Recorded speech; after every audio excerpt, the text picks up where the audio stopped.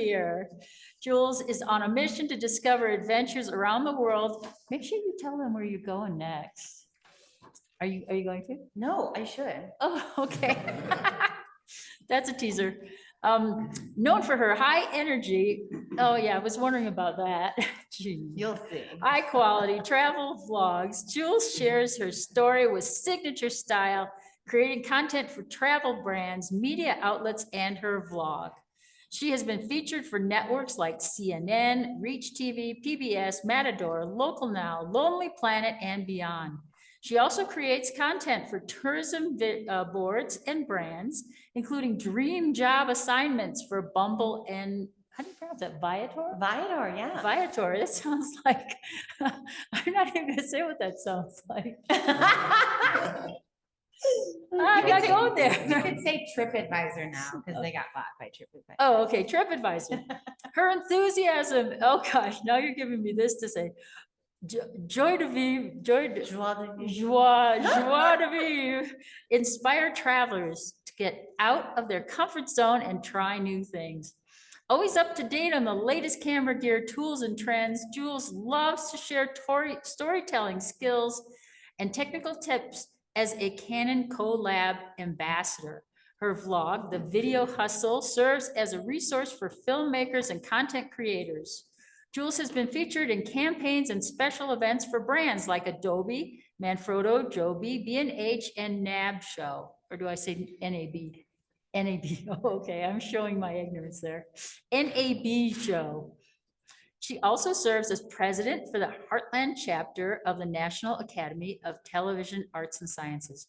Springing off to adventure near and far, Jules calls Denver, Colorado her home and launch pad. In her spare time, you'll find Jules snowboarding in Vail, where she is a fully certified instructor.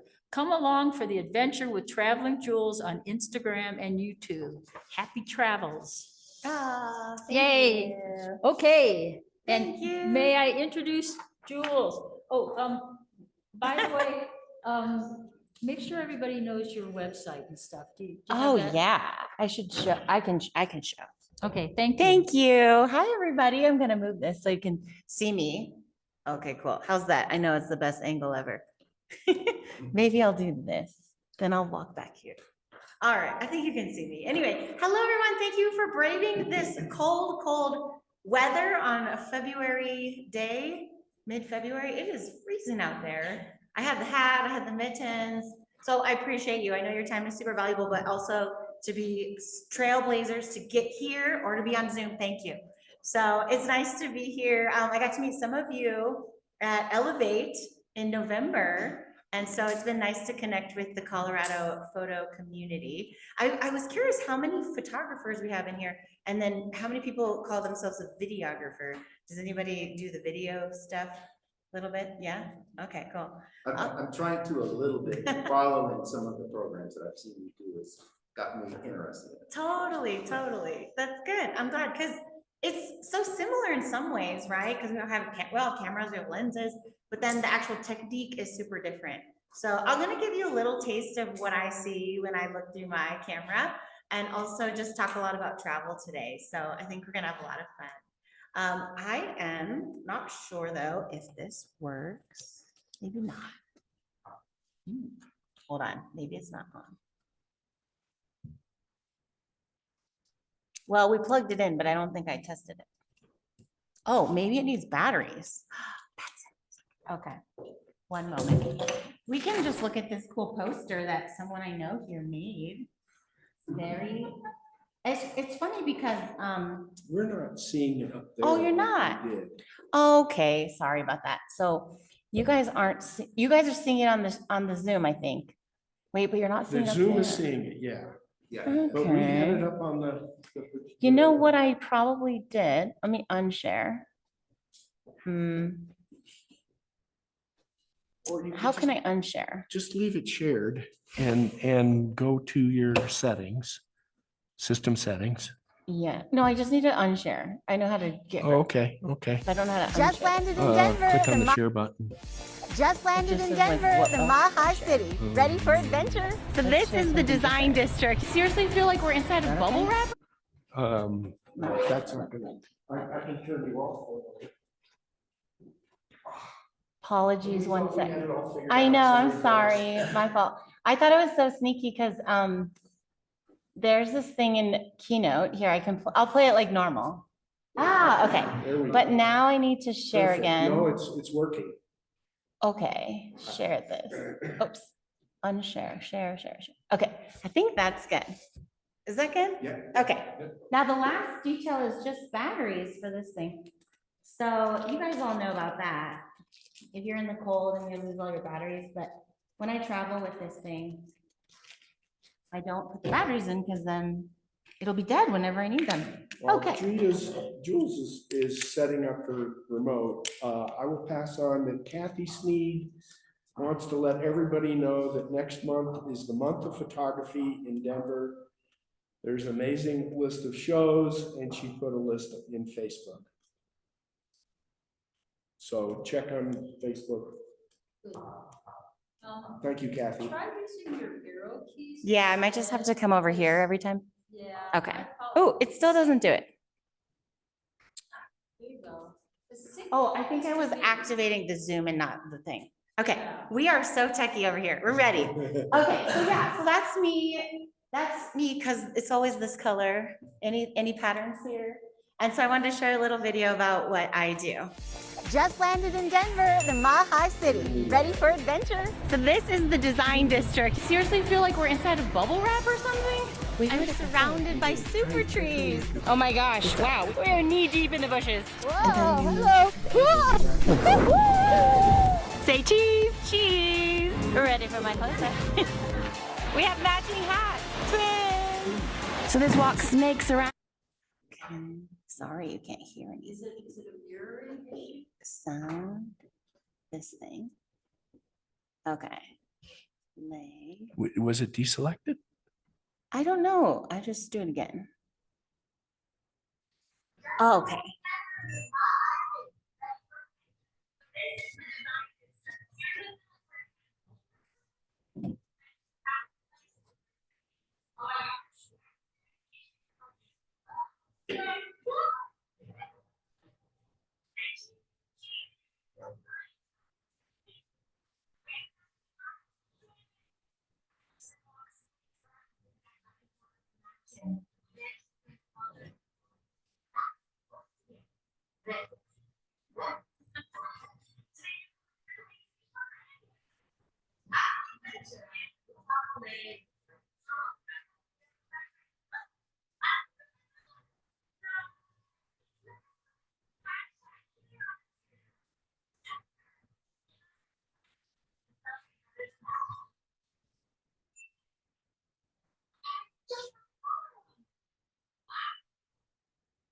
Yay! So that's a little peek into my day-to-day, not every day, I wish it was that cool, but those are the days that I live for, are the days that we can go out here.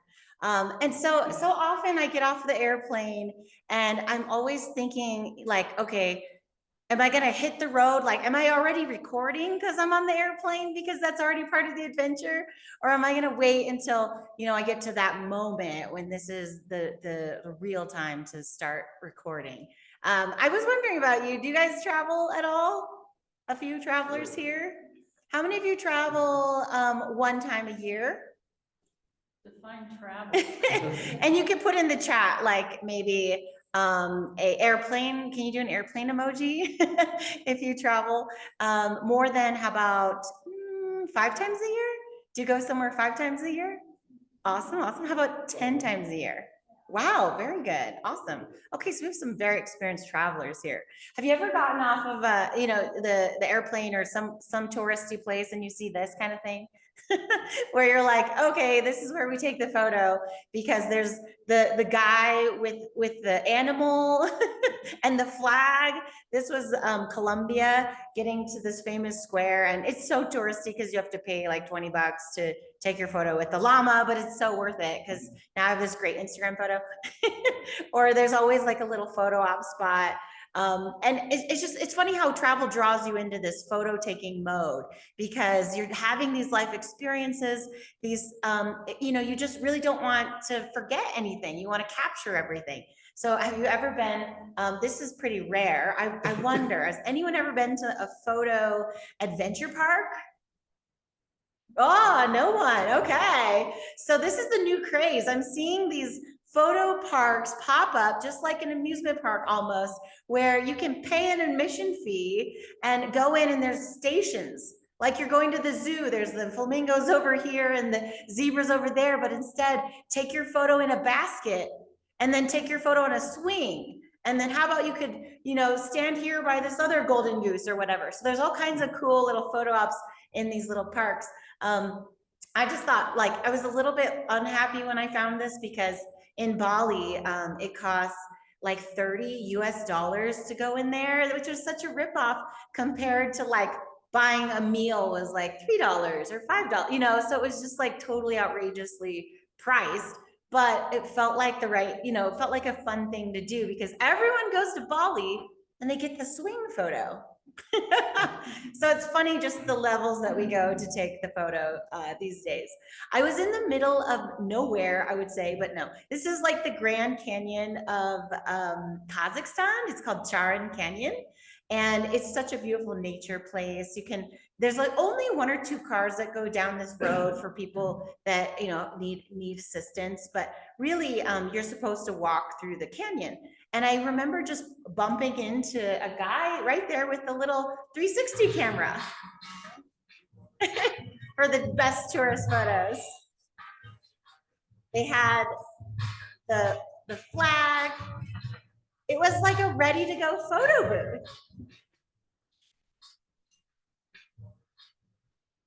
And then they email you the final video. So pretty fun to see with creativity. They also had a drone station.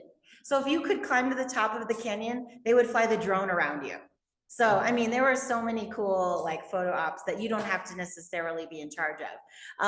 But it's funny, I find, and I think you probably do too, which is why I'm excited to chat with you, because when you travel with your camera, the world is a different place. Your eyes, what you see, what you're motivated by, what excites you, it's a little bit different than when you don't have your camera. Do you agree? Oh, yeah. Yeah, I think so. So when I was in Moscow, I remember just me being me with my cameras out, just so excited to see these cool famous things.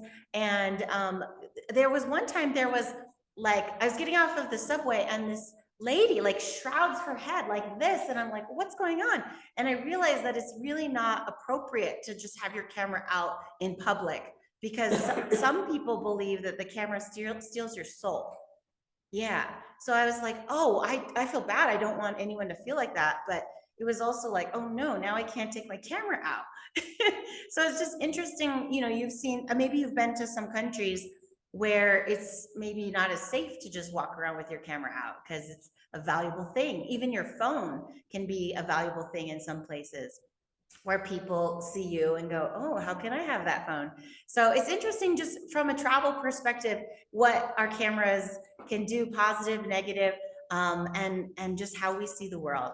I actually was lucky. Have you, in Uzbekistan, they have these really beautiful train stations that are all different. Every train stop you get to, it's a different aesthetic, a different design.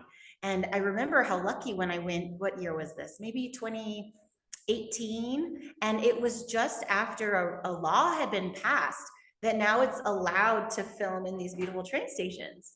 Because for so many years, you weren't allowed to film in there. So it's interesting too, just learning what is permissible, right? I know a lot of people, anyone have a drone in here? Take photos with your drone? Yeah, those drones can be trouble sometimes because I was traveling into Mexico once and they fined me. I had to pay a tariff just to bring the drone into the country. It was 20% of the price of the drone. So I did not expect a $250, gift at immigration there, but I had to pay because they asked me for it. Whereas other times, that drone gets you really cool shots that you never would have ever gotten before. So anyway, I'm thinking through some of my travels and how cameras have really been this enabler for my career and my livelihood, but also there have been some crazy stories that I come home going, you'll never guess what happened here. This is Germany. Has anyone been to Germany? And this is a little town called Freiburg, and they have these channels. They're like gutters, really. They're just like little canals that have water in them. And I was trying to float this little kid boat in there, but I needed two hands to film myself floating the boat by.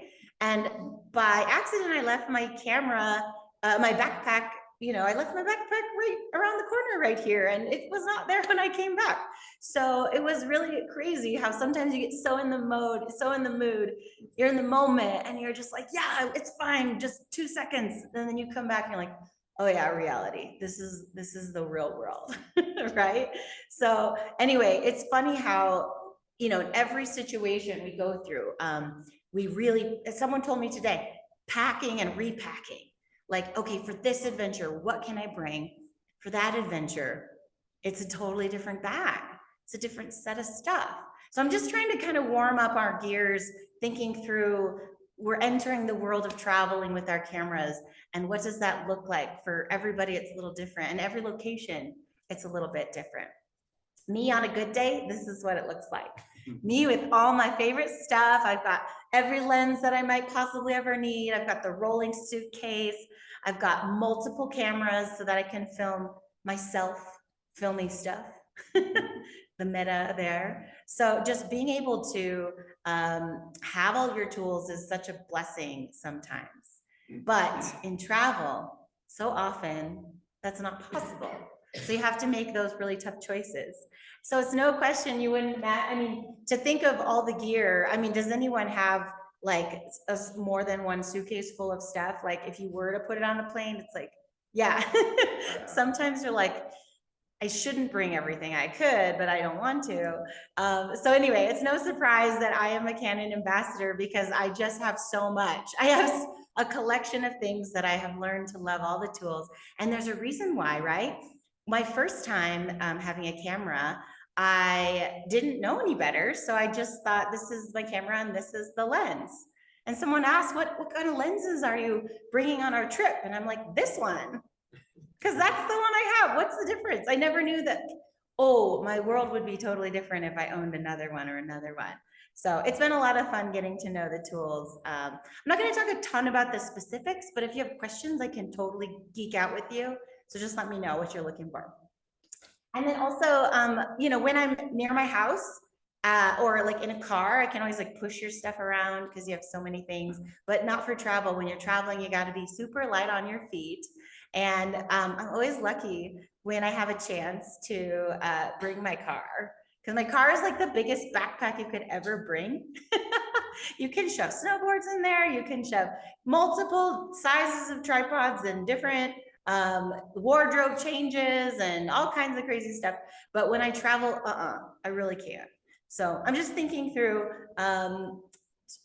being mobile, being a traveler, you have to really make a lot of decisions and you really have to pick your gear wisely. So I'm going to walk you through a few situations that will think through what would make sense. But I don't know about you. Does anyone have like the one setup that's like perfect for everything? I still like wish we have that unicorn. I have a 24 to 300. You have a 24 to 300 and it does everything, but it's not great for those wide angle moments when you're in a tiny hotel room. 28. Yeah. Can you film yourself with your own hand? See? There are things. I have a couple of comments on Sure. the, Oh yeah. Let's go questions. So when you were asking who traveled, one person said they would travel all the time if they could. Me too. I would travel all the time if I Lorna could. says 24 countries over the years, Costa Rica last Nora's year. been to 24 countries. Yeah. Nice. Yeah. And then Janet Brophy just asked you, are you driven by creativity or by photography? Am I driven by creativity or photography? And do you find yourself using your phone more than your camera? Ooh, and do I use my phone more than my camera? Yeah, Okay, that's great Janet question.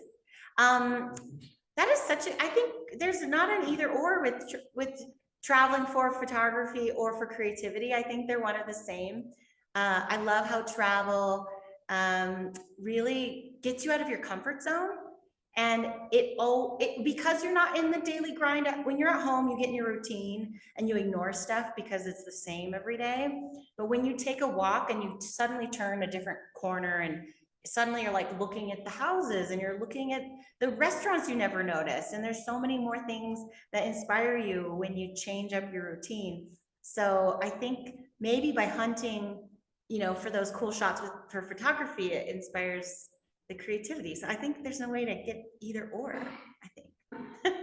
And then do I use my phone versus camera? There are definitely situations where people just like social media, we need things like immediately. And there are things that people will not be patient with you if you want to get a photo. And sometimes you're like, oh my God, I need to get the tripod out and then I need to put these filters on. And then you realize you're with a group and they will not wait. And you're like, oh my gosh, I will have to come back on my own to get that shot. So I think in those cases, that's one example of okay, let's just get a quick photo, like a selfie with your phone. And then you're like, okay, I'm gonna come back and get my real photo later, the artistic one later. But certainly our phones have, because they're in our hands, they play a great role into getting us excited and inspired. But I still find a reason to have my cameras because of all the creative options. So yeah, it's hard to leave that at home, don't you think? I think in this crowd, you might agree. I think there's a lot of my fellow travelers don't bring cameras sometimes because they don't know the value yet because they're not yet photographers, or they don't want to carry all the stuff, which is valid. But I do think that once you get in and you see what the magic is with the camera and the different lenses and how much better it is when you get it on your computer, you're like, oh my gosh, I'm gonna go back and buy a camera now. So I think it's just like an intro phase, maybe. Good questions, thank you. Keep them coming. Yeah, so just a little, I want to show you a few photos from the world because I had a really lucky trip this year. This is Antarctica. Has anyone been to Antarctica? No, I hope you get to go because I felt so lucky to go this last year, so about a year ago, because it's starting to get warmer. And I thought you need the biggest winter coat you could ever find. And I brought a pretty warm coat, but when I got there, they said sometimes it rains, so you need Gore-Tex. And I was like, oh my God, really? I thought it was like blizzard snow all the time. And I'm sure it depends what time of year, but just thinking of a place like Antarctica that has no humans, really not like any cruise ship docks or any, there's just really it's a rare thing to see all of the civilization there. So there's just animals. There's Mother Nature and there's animals and there's whatever you bring. So it's a pretty cool, special place. I've been to North America, obviously. I've been to Canada and Mexico. I've not really traveled to Central America, so I still have things on my list. And Asia, this is where I actually I taught English in Korea for a few years. So yeah, just getting to go to new places really with my camera really has been a joy. Getting to go to Europe, I've been several times, but I keep finding these people who count their countries. It's so hard if you keep going back to the same places. You don't get to count new countries if you go back. But I do think it's nice when you get to see somewhere again. So there's a little less stress. It's more like you can relax and see the little things. So a lot of fun. Africa, went on safari, got a chance to, really the hardcore camping and every night rolling out your tent and your sleeping bag. I did it that way.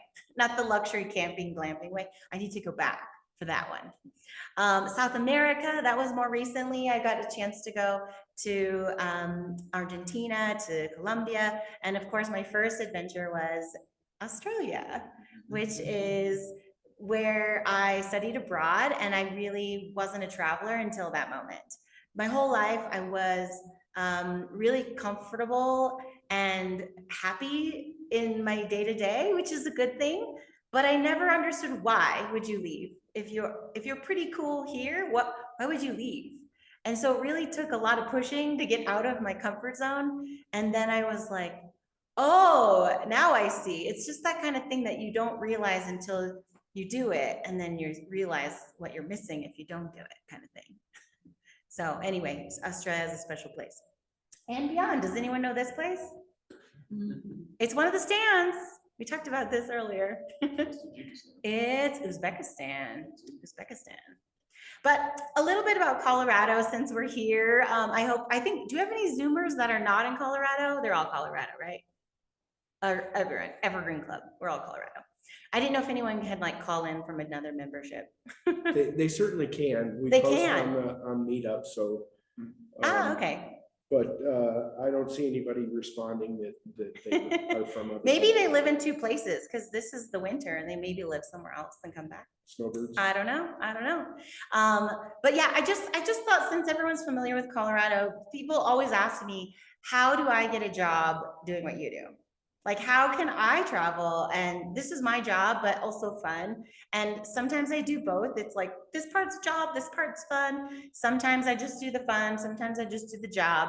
It really varies. But I really got started working with my local tourism board, which at Visit Evergreen, I'm sure there is one. Like every local chamber has a place that wants people to come and visit, come and spend your money in our town.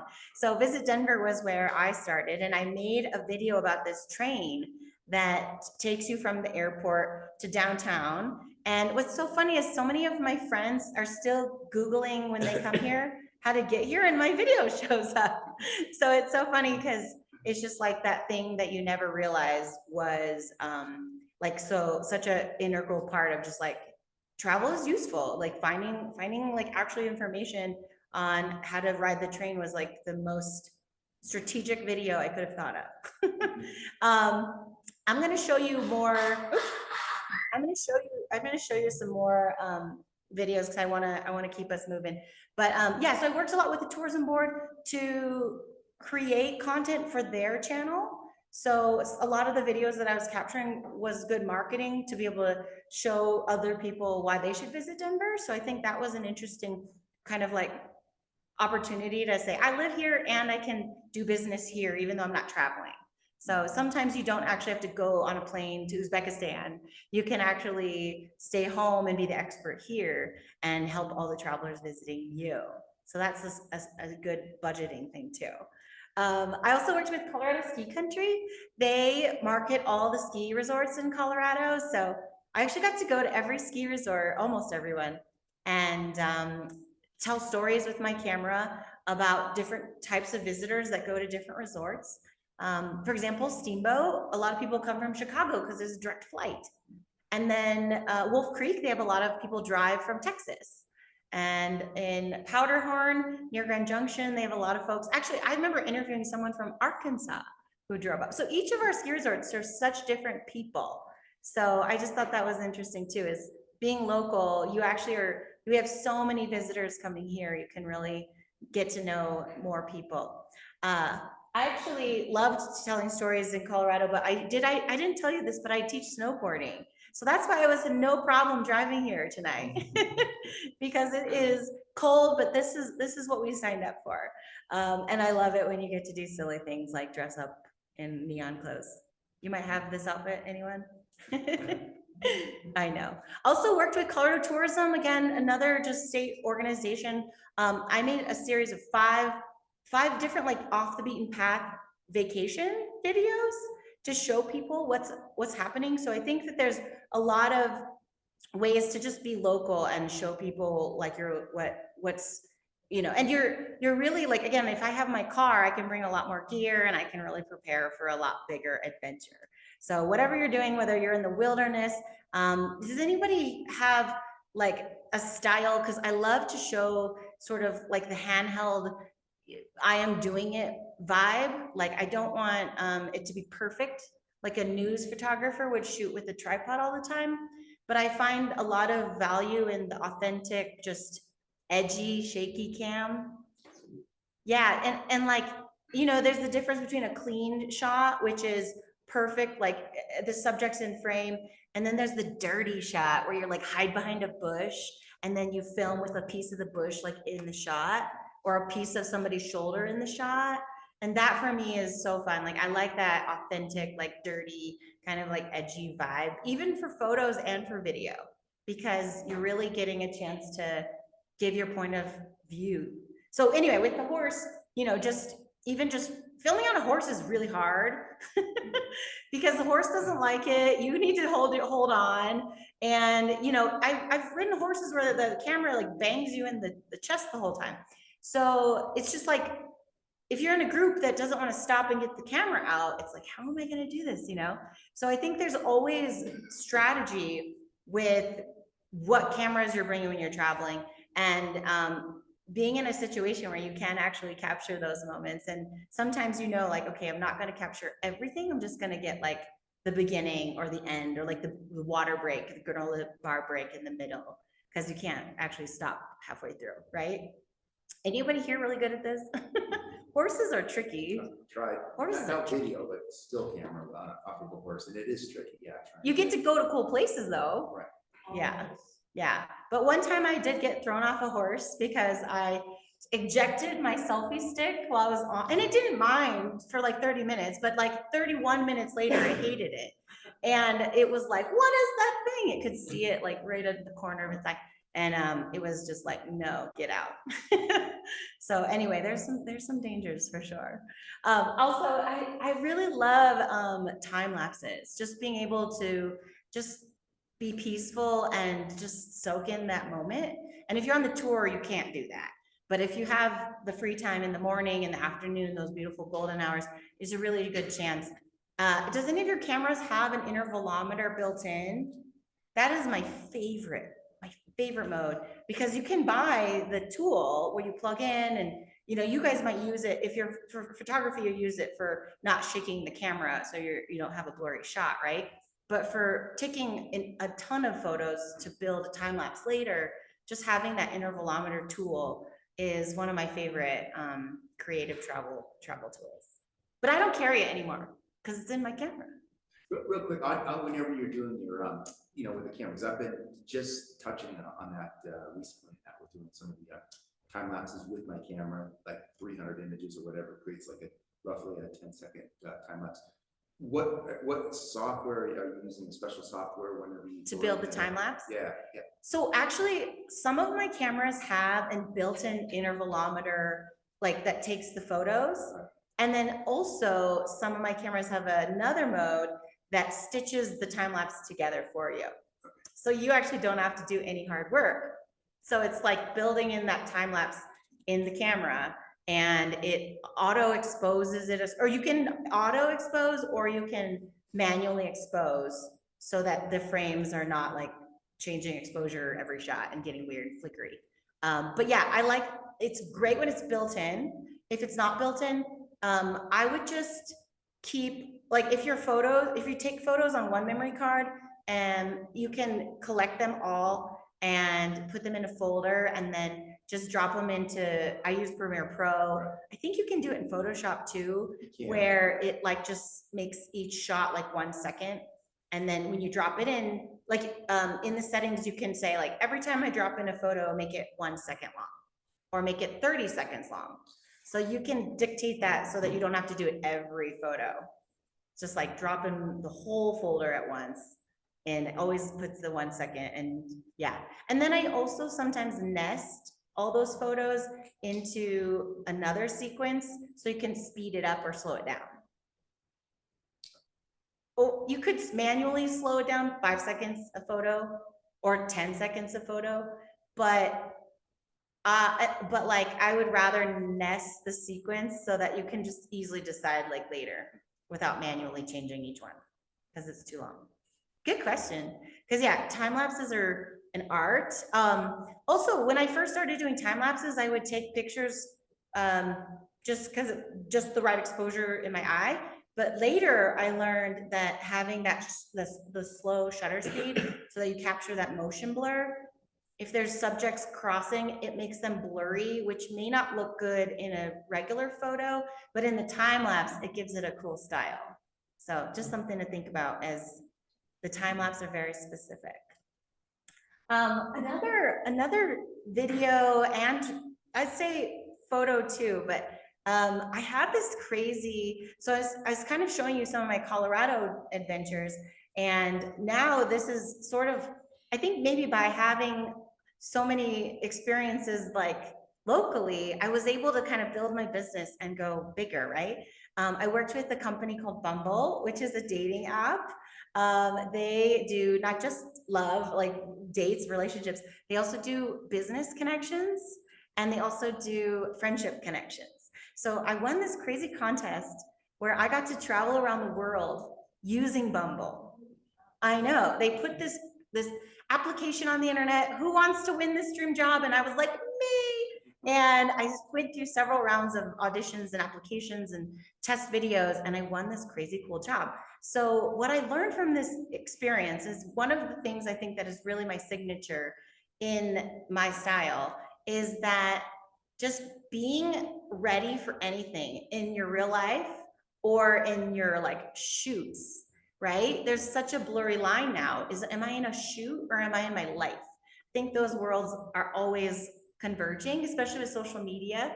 Maybe some of you are wildlife photographers. That's awesome because you know this is my zone. If I'm eating dinner, I don't have to take pictures, but just the wildlife, right? But more and more, we're seeing people come out of the shell of their niche, and especially on social media, you want to see like, what are they doing like this weekend? Like you want to see like a little more like behind the scenes, and that's why I think people want, especially on Instagram stories, they want to know like what's going on. They don't just want the perfect photo. They want the how did you get the perfect photo? They want the behind the scenes for the photo. So this Bumble experience was exactly like the final exam to that life mentality of like being a producer and deciding, is this in my story? Is this not in my story? Every waking moment. Is this a good storyline? No, skip. Is the light good? No, skip. You know, is this a good character? No, skip. But like everything could have possibly been part of the story. So I want to show you just a short little like recap of what this craziness looks like.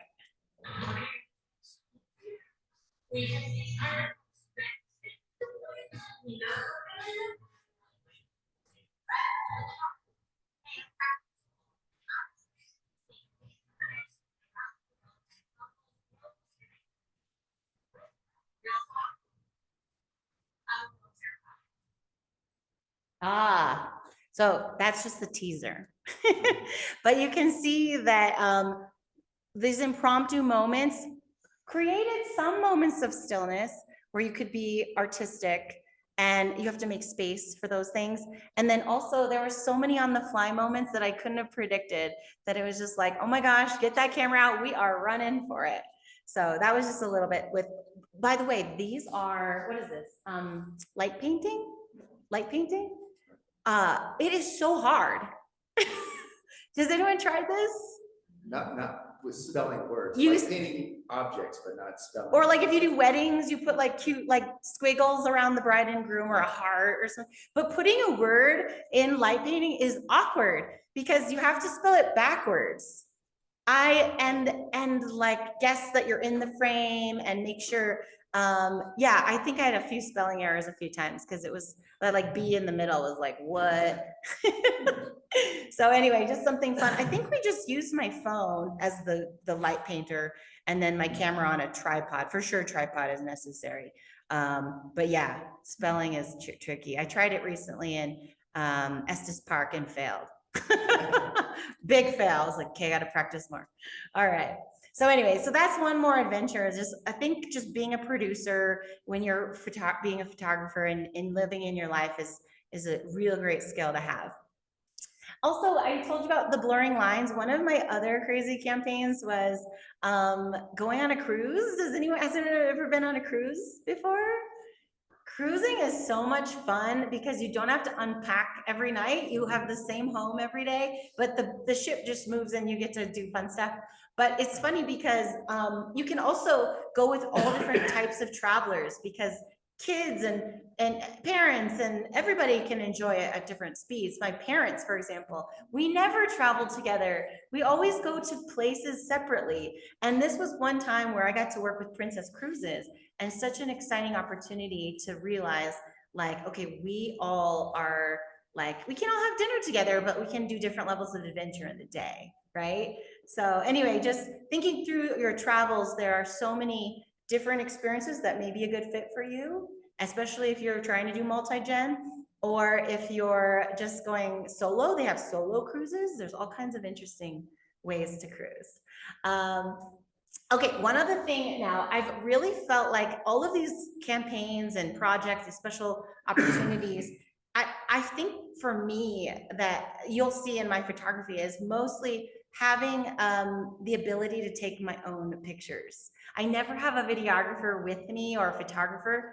And so almost everything you see is usually a photo I took, which you might not realize, like, you're like, this looks like someone else took it. No, I brought 2 tripods, 2 cameras, and I set it up and I guessed where I would be and I checked and it looked okay. And I went back and I used my intervalometer mode again, right? But just, I think people don't realize that it's so possible for you to have full creative control and do it by yourself.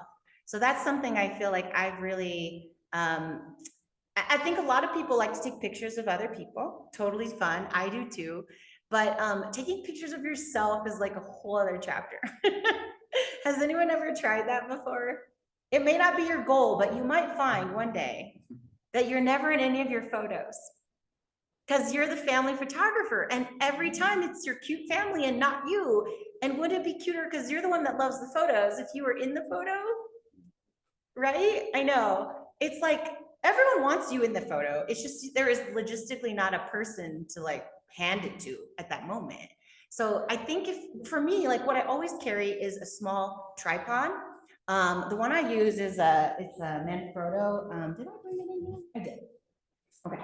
The one that I use is this tiny, and I have 2 of them. I have 3 of them. I have multiple, and it's just like, because it's so small and it's so quick, because I really like the ones with the twist, that I can just do it super quick. And then my cameras are DSLRs, so they're way light. And so I can, and I have different lenses based on what I want to carry, but just being able to set that up.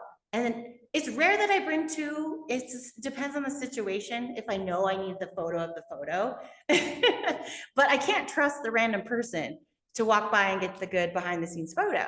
So if I'm near my house, I can pull a little cart or, you know, like big backpack or something. If I think I can manage it. If I'm in Colombia, probably not bring in all the camera gear. But anyway, I'm just saying that having that small thing that packs up this small. I mean, I think even in the future, we're going to get even smaller ones, but it's so nice to have a tripod that you can trust. And I also use this a lot.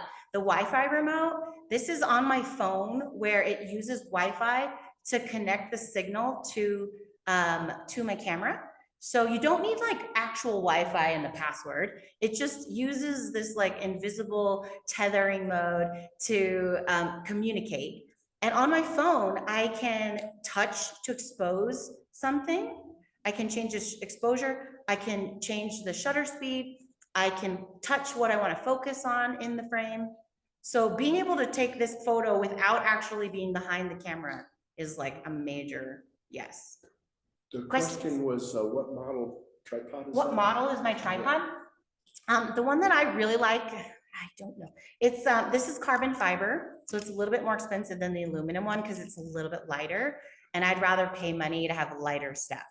And then I really like to have the ball head because these days I shoot a lot of portrait mode, and it has a little notch so that I can easily go vertical.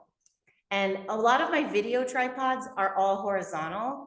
And so I can never TikTok immediately, like change and go, ah. So especially for photos, I shoot portrait mostly too for Instagram. Because did you guys know Instagram just changed their grid from square to vertical? So it's just proving the point that when we have our phones, nobody wants to turn it horizontal. With our phone, nobody's doing this to look at the photos. They're all doing this. So when your photos are up and down vertical, they take up more space. And when you're scrolling, you're like taking up more space. People are gonna like your photo more, or they'll see it longer. because it's taking up more space. If your photos are horizontal, it's way quicker. I don't like that. Keep going. Like it just, you're not maximizing the opportunity to be in front of your audience. So anyway, so yeah, having this notch for vertical, having carbon fiber, and then for me, just having all of the quickness of the twist grip. So yeah, this is a Manfrotto bee-free tripod, carbon fiber with the ball head. And I'm very little. Did you see how tall it was? It's about my height, 5 feet. But if you're taller, they make a bigger one. It's just a little heavier, but it does get taller if you'd rather have a bigger one. Good question. With the Wi-Fi remote that went up on the screen there, does Yeah. that like hook up to the top of your camera? I mean, is it? No, you just, for me, like I have a Canon and I have the app on my phone and I just push the button on the camera, like, hey, go to Wi-Fi. And then over here, Okay. I connect to that. I got. Okay, And then they just okay, talk to each other. It's creating the Wi-Fi for you, but it's not connected. It creates a Bluetooth. Right. There's also a Bluetooth option. Yeah. So yeah, I highly recommend if you're gonna take a family photo for Christmas, you can set that up and stand there and set it on self-timer and be like, all right, everybody, 5, 4, 3, 2, 1, you know, and you just like, you have control, but you can just hide your phone. Perfect. Cool. I know, fun. You guys, can you believe I took this photo with the Wi-Fi remote? Because my phone was up there on this ledge and I just pushed the button, 10-second timer, swim, photo. I did it like 10 times and I was running out of breath. So anyway, all right. So yeah, so that's me. That's my business. I also have a company called The Video Hustle where I put all of my favorite gear. So if you were like, what gear was that again? The Video Hustle is where I like put every model of the things that I have or I've tried or that I like or whatever. So that's more of the camera side. Traveling Jules is more the travel side. I was lucky to, build my business doing travel, but I do a lot of things. Some of you have seen this slide before.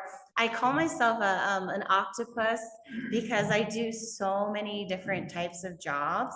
And that for me is a lot of fun. But I also feel like maybe, you don't have to do everything, but in my case, I do. So that's why I just wanted to explain that, like, you don't have to do, this is a business to really, you can still travel and use all these tools, even if it's not your business. And I have been lucky to work with a bunch of cool companies, but it's just funny because over the years, you learn so much from one project, which lily pad leapfrogs you into another experience and project. And I wanted to show you this photo. It's so crazy because today I'm so proud of all these cool projects I've gotten to work on. But I remember this day, this was my first time really going out to be a vlogger when vlogging wasn't really a thing, and taking pictures and content for just the pleasure of telling stories. And as camera people, this is a ridiculous setup. How am I doing this with a big monopod with a huge DSLR? It's a 24-70 f2.8 on that stick. I have a monitor, I have a microphone. It is a ridiculous setup, but I say there's a will, there's a way, because the technology is forever changing. We're constantly iterating, making things better. So I'm so grateful for all the years I've had to do the hard things, like make videos of snowboarding before GoPros were, before we had them in this size pocket. But just being able to really edit what you're doing for travel. So just being flexible. Even today, I mean, I run around like trying to be cute, but also like still have the heavy camera gear because I know I have a vision on what I want, artistically, I know what I want it to look like. So I'm just walking you through a few gear things where I have even tiny cameras. People at the party ask me, what is this little camera? I could show you real quick. I have this little point and shoot that is so tiny. Oh my gosh. This is like the cutest little like $300 selfie camera ever, because it's just like wide angle only. And I have short arms. So it's nice for me to have just like one tool that I don't need a selfie stick for. But then I still have, and I always carry with me my camera, the big one. I always have my DSLR, or I call it's a mirrorless, right? But DSLR size. And every day there's something new. Like this lens just came out. This is a 28-70 f2.8. They already make this in an L series lens, the most expensive, fanciest, best professional lens. But now they have a fixed focal, like it's not variable. It's one aperture, 2.8. And it's so great because it's a pound less. So I'm suddenly changing everything because I'm like, I have a new lens. And that means I don't need to bring other lenses, right? So it's so cool when you find like the newest thing because they keep changing it. The game is never the same. I actually just recently made a video for Canon about all the gear in my bag. And I supplied all the gear for the filming of the shoot and all the gear in my bag. So I'm just trying to tell you that I love the gear, and I'm so versatile because I know what it's like to change from the 16 to 35 versus the 15 to there's just like that one little difference. It's going to change something sometimes. This is my everyday gear bag. I really have like the lenses are always rotating, but I always have the mirrorless camera. Sometimes I don't carry a big backpack because I want to look like a normal human. I love the messenger bag because you look more casual. I love to have just flexibility. So if I'm shooting birds, I need the long lens. If I'm shooting vlog, I only need a wide angle. So it really depends what the day looks like. I know you guys are like, can we stay on this slide forever? I know, I love the gear too. And then I always like to show this one because I just think we all have like our favorite like go-to stuff. And whenever I pack into a new bag, I get so annoyed because I often forget like one of the things on my essential list here. And then my day is ruined because I don't have the tripod plate. Or I don't have the one carabiner, which actually just attaches anything to yourself. So you don't have to have a hold it with your arm. So just being able to, be ready for anything. This is my go-to. Of course, for travel, I need a bunch of these adapters. Sometimes I've traveled with a extension cord, which has like it only takes up one plug, but you get like 5 plugs out of it. So when you're traveling, you have to be like thoughtful, but for me, I need so much electricity.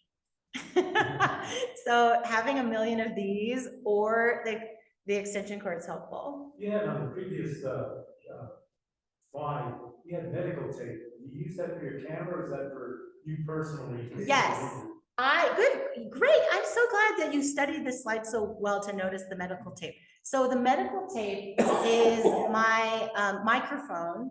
I tape it to my skin, and that tape is sticky for skin, and it's sticky on clothes. So that's a really good thing if you don't want to look like a TV news reporter with the little like clampy thing. So yeah, I use that just to hide the microphone. Because there's a lot of different medical tapes. You got the paper kind, and also you get them clear and all that kind of stuff. I use the gummy one, yeah, not the paper one, but yeah, what's sad about this medical tape, which is my secret weapon, you need to buy like 20 of them at once. Yeah. And you get like, from Amazon, it's like $10, but you get like 20 of these pieces, these tape. So if anyone wants a tape to go home with. Just inside, that you can use it like a demo tape. It's absolutely clear. It breaks off and you can break it in little pieces. It's absolutely clear, and you get one of them. I think it's about $6 or $7 for one. Oh, nice. I just picked up one of those up. Oh, cool. But I know what you're talking about because I ordered the one. I forget the company, but you had to buy a whole box of. It would take you forever to use it up. And I've been overseas, and I'm looking for this tape. Sometimes, like, oh, I ran out or I lost it, and I've not ever found it. Like even in France, I think I found the papery medical tape, which wasn't sticky, like this gummy sticky one. So yeah, call me and I'll send you the tape link. Good question. Okay, I know we're running low on time, but I want to show you the last couple things, which would be the fact that, like, for me, I show you all my gear, but like it's all one of the things that really changed the way that I see the world was having the camera. Having the camera for me was when I first, so Canon launched their mirrorless, which was called the R. What year was this? 2018. And suddenly it just clicked to me that we have a very professional camera inside of a very professional video camera, and I don't need two separate things. Previously to that, I was using a cinema video camera. Doesn't take photos. So for me, having the equipment that does both has really opened the door to why not do both, since I have both in my hand. And I think that's where you guys are sitting. You have the camera that does both, but you're like, I'm not sure if I'm gonna go over there. And you don't have to do video.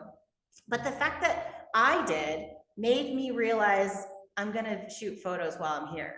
And that inspired me too, because sometimes video takes so much time and energy to edit, to find the music, to paste, perfect it.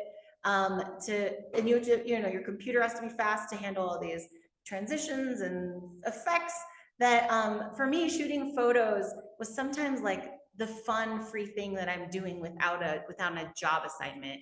And then I could shoot the video and get the shots I need for the work, right? So sometimes I see them differently as far as like which one is pleasure and which one, like I might post a bunch of photos for social media because that's just like joy to me. And maybe the next day I do the video, but I like to have the option depending on what I'm in the mood for. So that's kind of where I think the photo video world sort of entered my space. And I wanted to show you just 30 seconds on this. This camera is the one that I use is a hybrid, which has a specific, this is so weird. There's an actual like switch that switches it from photo to video mode. And that might not seem that weird to you, but to have a switch to photo mode shows the menu of a traditional DSLR photo camera. And to switch to the video mode is the entire menu of a cinema camera. And that, yeah, they're totally different menus. The cinema camera sees levels. When you talk, they bounce up and down. And you can, the waveforms, the way that you see the exposure is a little bit different of a meter. In photo world, it's a histogram, right? Or did I get those backwards? Yes, Yeah, histogram. Right. Yeah. So the meters just look a little different. And so I'm just saying, like, yes, there's still the shutter, the aperture, the ISO, yes. But the other nitty gritty, like video has LUTs, like a special way you color the footage. So all that's at my fingertips with this special camera. And anyway, I'm just saying, like, this is the hybrid world that we are in.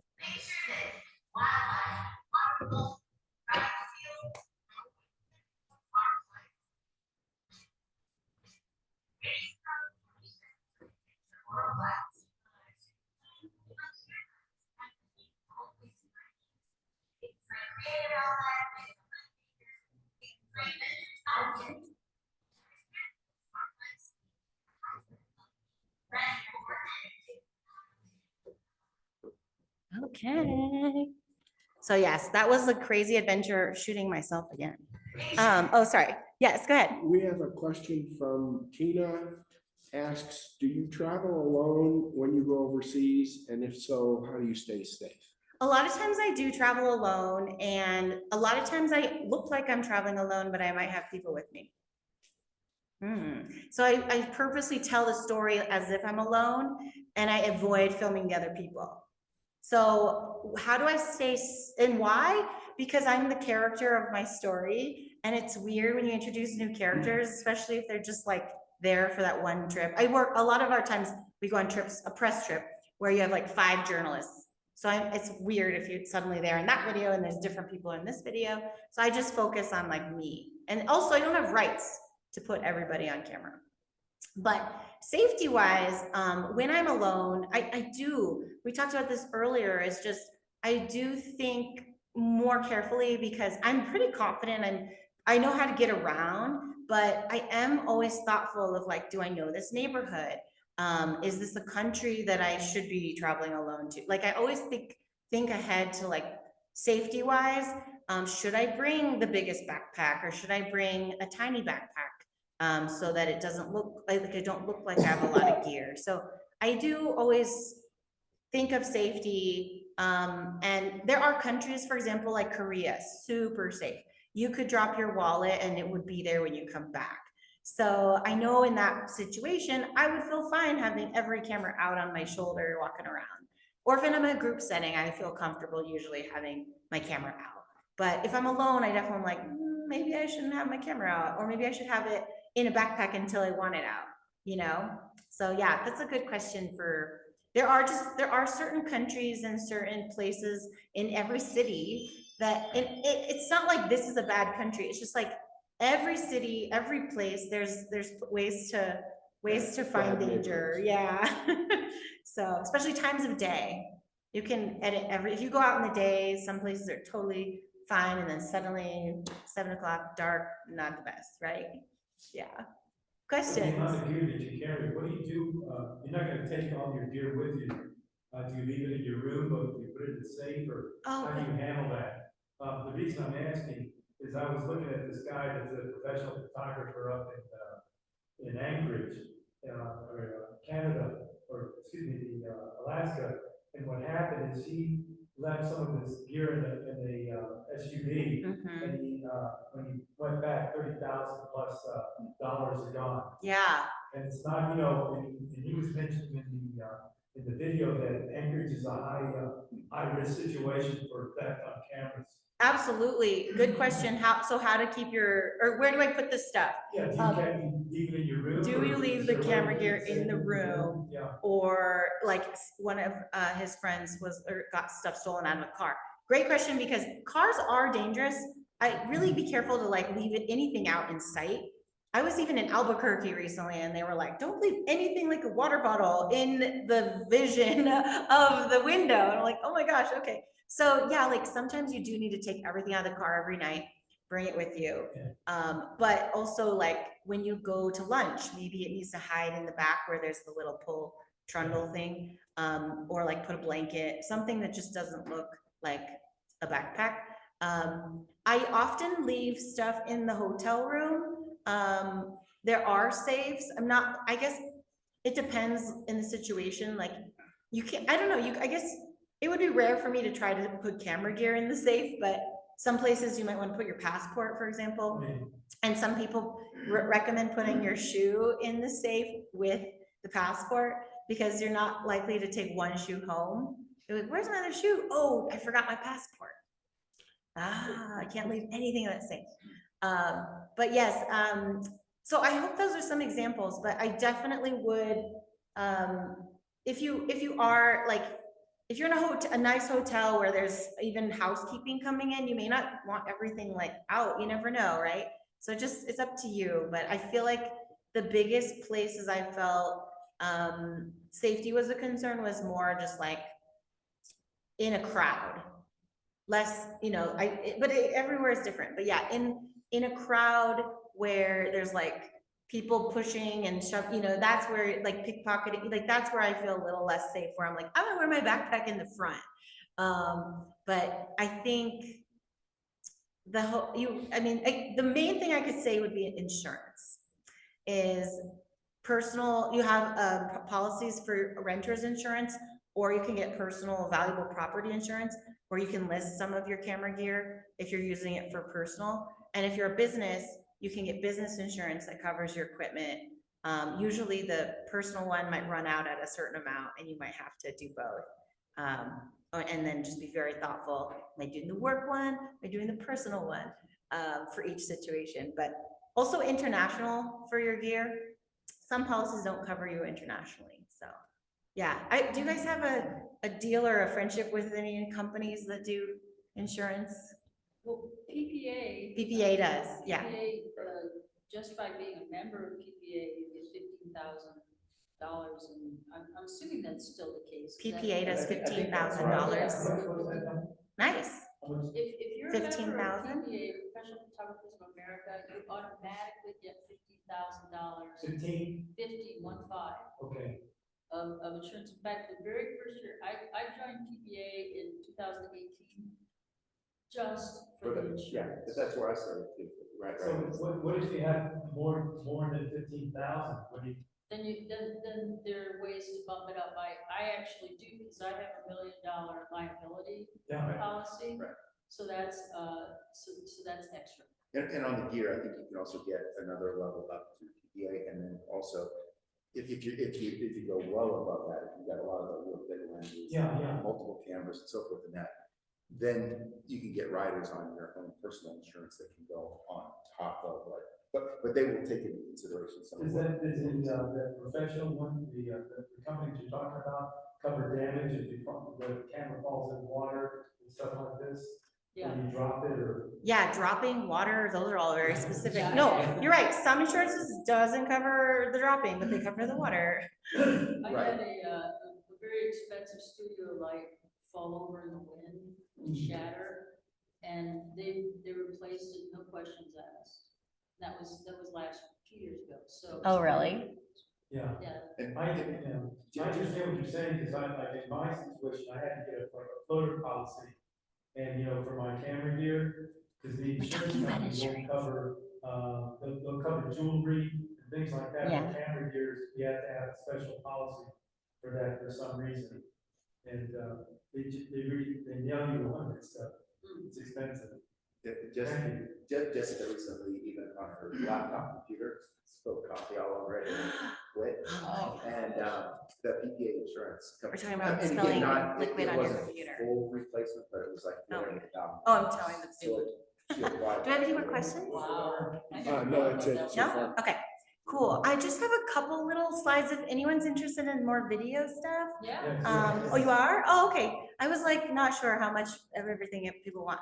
Okay, so let me show you, video. I clicked on something You now. break your ankle on that, right? In this one? You gotta look at the way. It does look painful. That does I look know. painful. Yes. Okay. So, I was going to show you a little bit about format wars. We talked a little bit about that vertical with the tripod, but just for me, this is like my nemesis, but I think it's very 2025 is just being prepared for all of the formats, having the horizontal and having a vertical.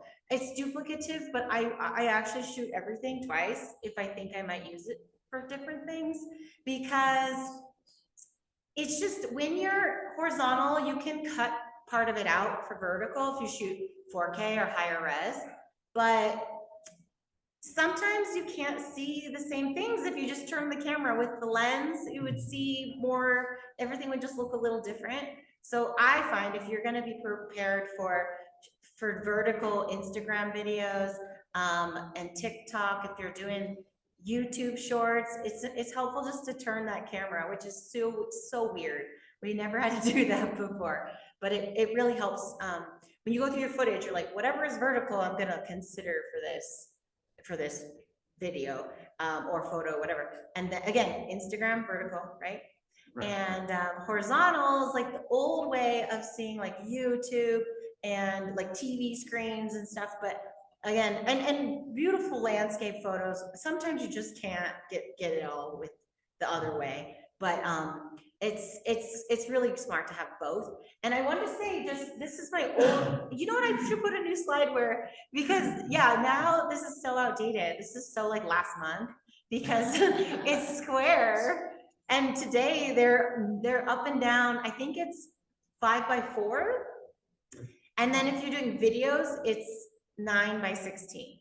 So there's still two slightly different types of vertical on Instagram.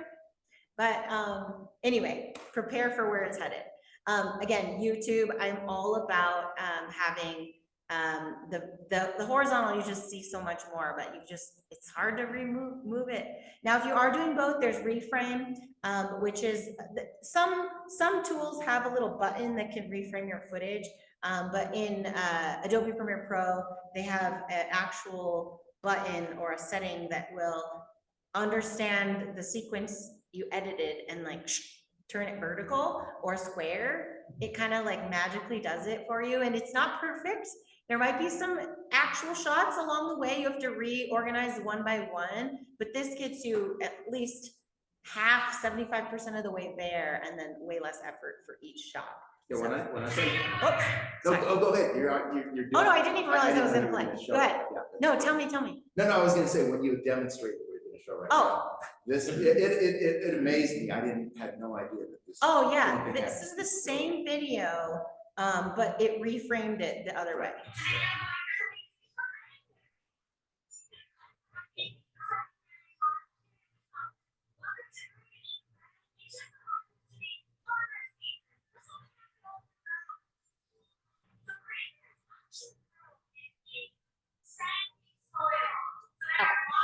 A pause there, so you get the point. The right side was the Instagram.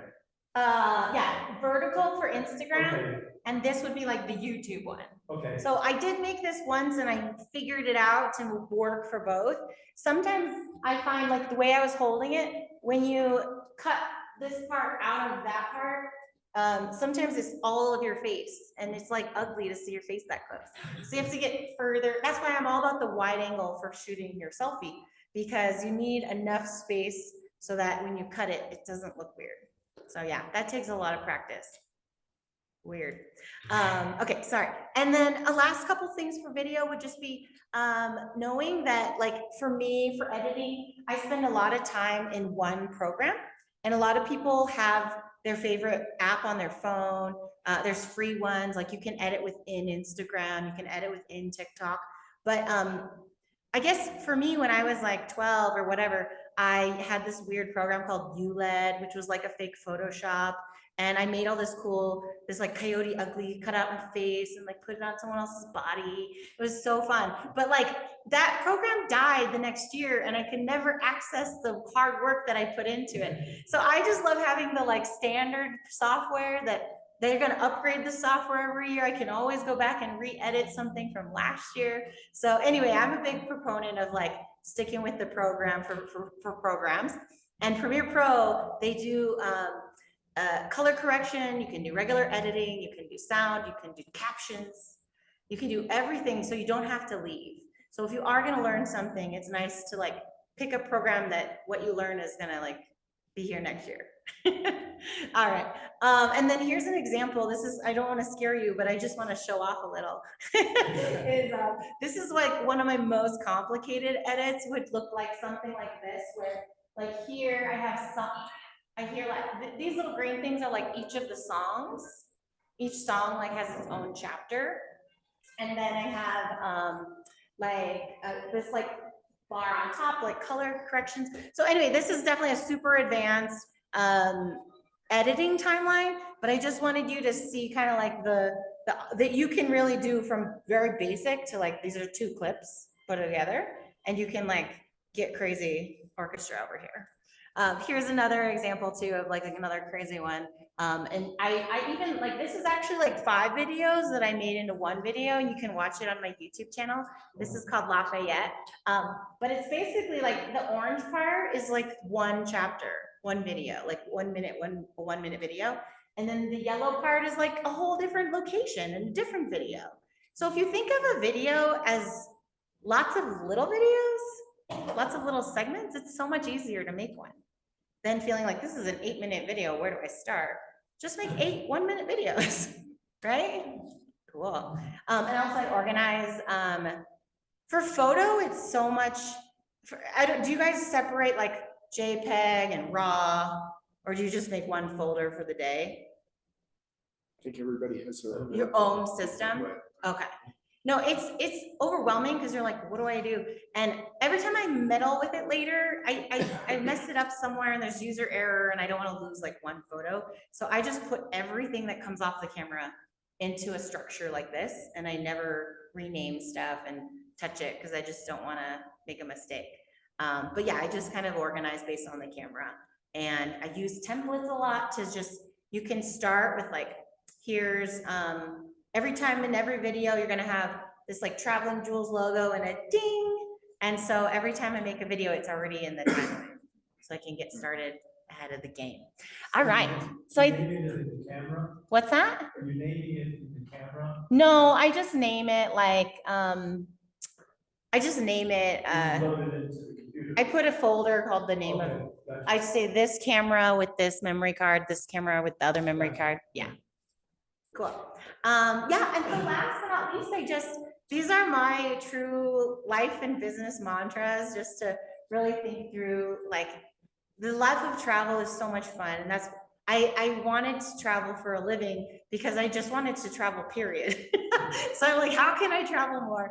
And it's just because I love living the adventure and having the stories, having the memories and telling the story. But it's no fun telling a story without your camera, because your camera makes it real. It's like, did the tree fall in the forest if there was nobody there to see? And it's kind of, for me, if I travel and I don't have a camera, it's like, I will forget that.